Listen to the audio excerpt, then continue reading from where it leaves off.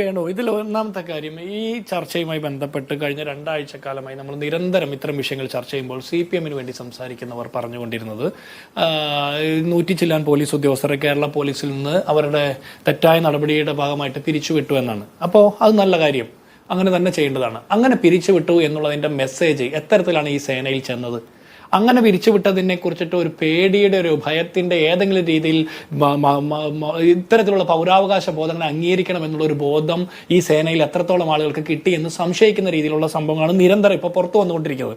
അതിന്റെ ഭാഗമായിട്ട് പ്രതിപക്ഷം നിയമസഭയിൽ അടിയന്തര പ്രമേയം നടത്തുമ്പോൾ ആ പ്രമേയം അവതരിപ്പിക്കുമ്പോൾ അതിന് മറുപടി പറയുന്ന മുഖ്യമന്ത്രി അടക്കം കള്ളം പറയുന്നു. അതായത് അടികൊണ്ട ലോക്കൽ സെക്രട്ടറി ആയിട്ടുള്ള CPM ലോക്കൽ സെക്രട്ടറിക്ക് എതിരെ കേസുണ്ടെന്നുള്ള കള്ളം വരെ പറഞ്ഞത് കേരളത്തിന്റെ മുഖ്യമന്ത്രിയാണ്. അപ്പൊ ഭരണപക്ഷത്ത് നിൽക്കുന്ന ആളുകൾ നിലവിൽ കേരളത്തിൽ നടക്കുന്ന പോലീസിന്റെ അതിക്രൂര മർദ്ദന മുറകൾക്ക് ന്യായീകരിക്കാൻ വേണ്ടി പല പതിറ്റാണ്ടുകൾ മുമ്പുള്ള പല കാര്യങ്ങളും പറയുന്നു.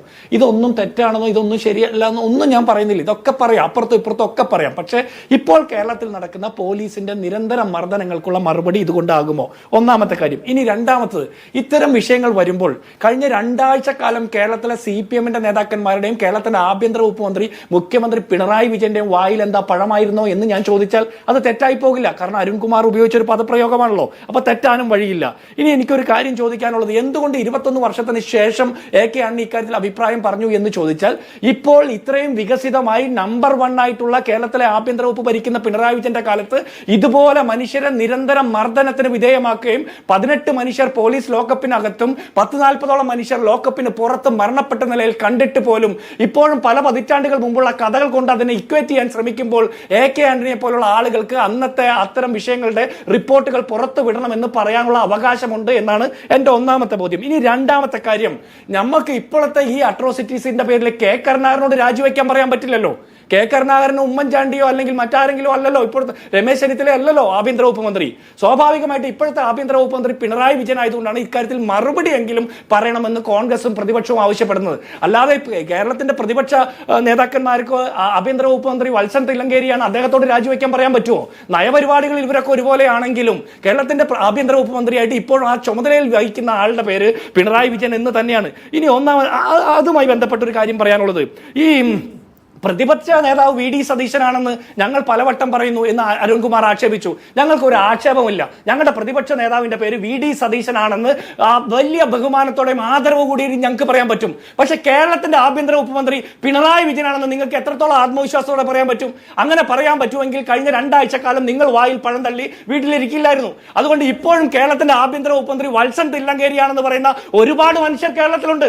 കേരളത്തിലെ ആഭ്യന്തര വകുപ്പിനെ RSSന്റെ അടിമവേലയ്ക്ക് വിട്ടുകൊടുത്തിട്ട് ഇപ്പോഴും മൗനത്തിലിരിക്കുന്ന കേരളത്തിന്റെ മുഖ്യമന്ത്രി ആഭ്യന്തര വകുപ്പ് മന്ത്രി പിണറായി വിജയനോട് കമാന്നൊരു അക്ഷരം ഇടാൻ അരുൺകുമാറിനെ പോലുള്ള CPM നേതാക്കന്മാർക്ക് പറ്റിയോ?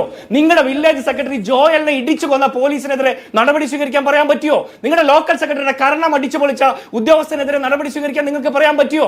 കേരളത്തിലെമ്പാടും നിരവധി മനുഷ്യരെ, സാധാരണക്കാരായ മനുഷ്യരെ മർദ്ദന മുറകളിലൂടെ ഇല്ലാതാക്കാൻ നോക്കുന്ന പോലീസിനെതിരെ ഒരക്ഷരം ഉരിയാടാൻ നാവ് ഉയർത്താൻ ശേഷിയില്ലാത്ത അരുൺകുമാറിനെ പോലുള്ള ആളുകൾ ആ പേരൂർ കടയിലെ പോലീസ് സ്റ്റേഷന്റെ മരബെഞ്ചിൽ ഇരുന്ന 21 മണിക്കൂർ ഇരിക്കുകയും കക്കൂസിലെ വെള്ളമെടുത്ത് കുടിക്കാനുള്ള ആജ്ഞ കേട്ട് സങ്കടപ്പെട്ട് കള്ളക്കേസിൽപ്പെട്ട ബിന്ദു എന്ന വീട്ടമ്മയോട് ഒരു മറുപടി പറയാൻ നിങ്ങൾക്ക് സാധിക്കുന്നുണ്ടോ? ആ ബിന്ദുവിന് വേണ്ടിയെങ്കിലും സംസാരിക്കാൻ അരുൺകുമാറിന്റെ നാവ് ഉയർന്നുണ്ടോ? അപ്പൊ ഞങ്ങൾ എന്ത് വിചാരിക്കണം? നിങ്ങളുടെയൊക്കെ വായിൽ പഴം തള്ളിയിരിക്കുകയാണെന്നോ? അങ്ങനെയാണ് നമ്മൾ വിചാരിക്കേണ്ടത്. ഞങ്ങൾ ചോദിക്കുന്നത് കേരളത്തിന്റെ ആഭ്യന്തര വകുപ്പ് മന്ത്രിയോടാ. അത് ഇടികൊണ്ട് സുജിത്തിന്റെ അടക്കം, തല്ലുകൊണ്ട് ലോക്കൽ സെക്രട്ടറിയുടെ അടക്കം നികുതി പണത്തിൽ നിന്ന് ശമ്പളം പറ്റുന്ന പോലീസുകാർ കഞ്ഞിപ്പശമുക്കിയ കാക്കിക്കൊണ്ട് അതുകൊണ്ട് മൂടി വയ്ക്കുന്ന CCTV ദൃശ്യങ്ങൾ പുറത്തു വരുമ്പോൾ മാത്രമാണ് ഇത്തരം ദൃശ്യങ്ങളുടെ തെളിവുകൾ, ഇത്തരം മർദ്ദന മുറകൾ നമ്മളുടെ മുമ്പിൽ വരുന്നത്. ഞെട്ടിപ്പിക്കുന്ന ദൃശ്യങ്ങൾ അരുൺകുമാറിന് ഒരിക്കലെങ്കിലും പറയാൻ പറ്റുമോ? കേരളത്തിലെ പോലീസ് മന്ത്രി മറുപടി പറയണമെന്ന്. അത് പറയാൻ പറ്റാത്തതിന്റെ പേരെന്താണെന്നറിയോ? പിണറായി വിജയനുള്ള അടിമത്തമാണ്. ആ മിണ്ടാൻ പോലും പറ്റാത്ത, സ്വന്തം ലോക്കൽ സെക്രട്ടറിക്ക് മർദ്ദനമേറ്റിട്ട് പോലും ഒന്ന് ഉരിയാടാൻ പോലും പറ്റാത്ത ഈ മീഡിയ വണ്ണിന്റെ ക്യാമറയ്ക്ക് മുമ്പിൽ പോലും CPM പ്രാദേശിക നേതാക്കന്മാർ വന്ന് കൈകൊണ്ട് തടഞ്ഞില്ലേ? ആ ലോക്കൽ സെക്രട്ടറി പറയുന്നത് ലോകം കേൾക്കാതിരിക്കാൻ വേണ്ടിയിട്ട് അങ്ങനെ മിണ്ടാതിരിക്കുന്ന ആ വിധേയത്വത്തിന്റെ പേരാണ് അടിമത്തം. ആ അടിമത്തത്തിന്റെ പേരാണ് പിണറായി. മനസ്സിലായോ?